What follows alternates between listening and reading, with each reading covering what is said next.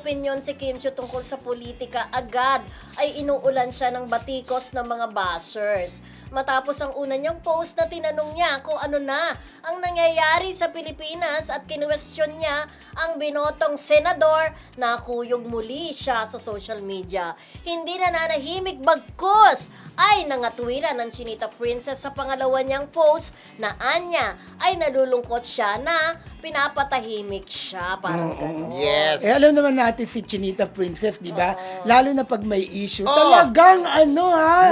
Meron siyang reaction, may mga komento siya. Yes, kapag national issue kasi hindi natin masisisi si Kim Chiu dahil isa siya sa highest taxpayer. Nagbabayad ng buwis. At bilang isang mamamayan, meron siyang right. Ito kasi sinabi niya, may sinabi siya na parang sa post niya na parang sabi, dahil nasa may isang tao na sa tingin niya ay wala siyang kasalanan, na alam naman ng mga tao na parang referring siya doon kay Bato. Siyempre, naglalabas na naman ng opinion si Kim Chiu, di ba? Correct. Dahil bilang Sabi isang nga niya, Pilipino. Kung ayaw niyo yung opinion niya, di wag kayo mag-comment. Yes. Kayaan na lang, di Sabi ba? pa niya, nasanay na ako, oo, Yes. Bisaya ako, pero Pilipino rin akong may Correct. karapatang magsalita at magpahayag ng saloobin. Ayun. Yun nga ang sabi niyang ganun. At sobrang dami yung bash sa kanya, di ba? Yeah. Kasi may mga nagsasabi, kuya, ito medyo himay-himayin natin, di ba?